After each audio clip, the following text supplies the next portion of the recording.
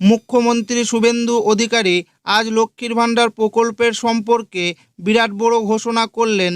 বন্ধ নয় লক্ষ্মীর ভাণ্ডার, জুন মাসেও ঢুকবে মহিলাদের ব্যাংক অ্যাকাউন্টে 1500 ও 1700 টাকা। তো কারা পাবে জুন মাসে লক্ষ্মীর ভাণ্ডার প্রকল্পে 1500 ও 1700 টাকা এবং কবে ঢুকবে সেই বিষয়ে আজ মুখ্যমন্ত্রী শুভেন্দু অধিকারী বিরাট বড় ঘোষণা করলেন। অর্থাৎ জুন মাসে লক্ষ্মীর ভাণ্ডার প্রকল্পের টাকা দেওয়ার ফাইনাল তারিখ ঘোষণা করেছেন। শুধু তাই নয়, প্রথম ধাপে জুন মাসে লক্ষ্মীর ভাণ্ডার প্রকল্পে 9টি জেলায় টাকা দেওয়ার কথা ঘোষণা করলেন। অর্থাৎ জেলাভিত্তিক তারিখ ঘোষণা করেছেন।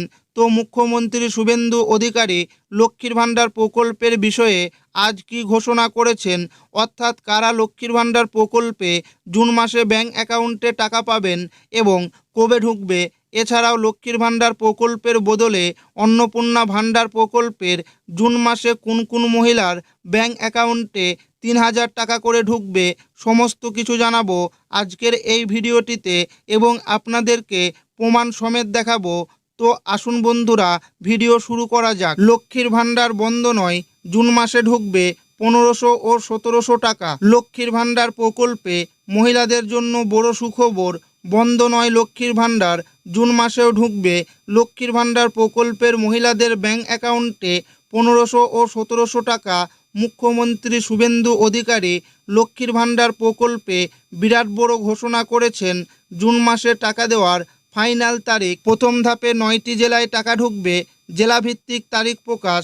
কারা পাবেন লক্ষ্মীর ভাণ্ডার প্রকল্পের জুন মাসের টাকা এবং কাদের অ্যাকাউন্টে ঢুকবে অন্নপূর্ণা ভাণ্ডার প্রকল্পের জুন মাসে 3000 টাকা।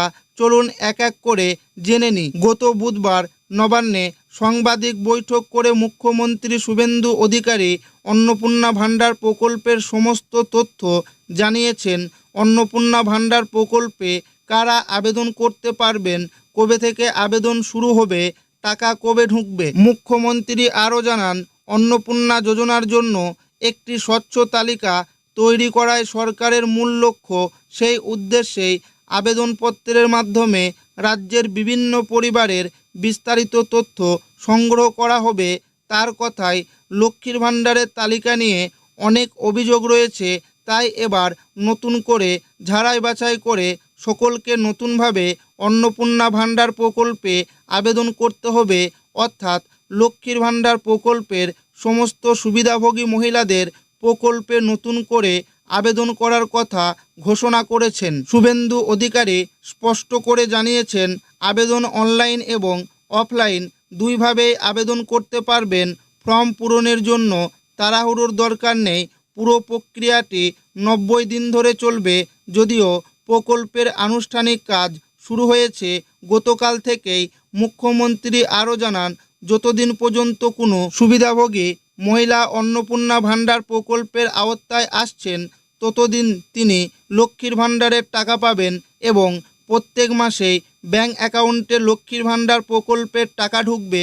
অর্থাৎ লক্ষ্মীর ভাণ্ডার প্রকল্প জুন মাসে অনেক মা বোনেদের ব্যাংক অ্যাকাউন্টে 1500 ও 1700 টাকা ঢুকবে। জুন মাসে লক্ষ্মীর ভাণ্ডার প্রকল্পের টাকা কবে ঢুকবে এবং কোন জেলায় আগে দেওয়া হবে, আর কারা অন্নপূর্ণা যোজনার 3000 টাকা পেতে চলেছেন।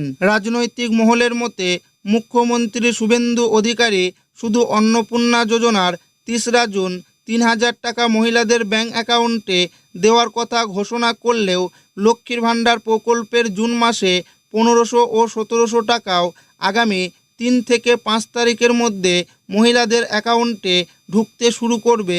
কারণ অনেক মহিলা এবার অন্নপূর্ণা ভাণ্ডারের সুবিধা থেকে বঞ্চিত থাকবে।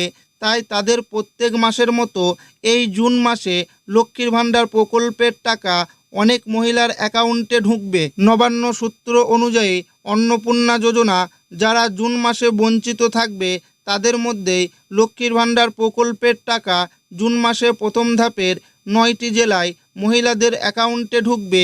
এই জেলাগুলির মধ্যে রয়েছে বীরভূম, বাঁকুড়া, মুর্শিদাবাদ, দক্ষিণ দিনাজপুর, উত্তর দিনাজপুর, দার্জিলিং, মালদা এবং কোচবিহার।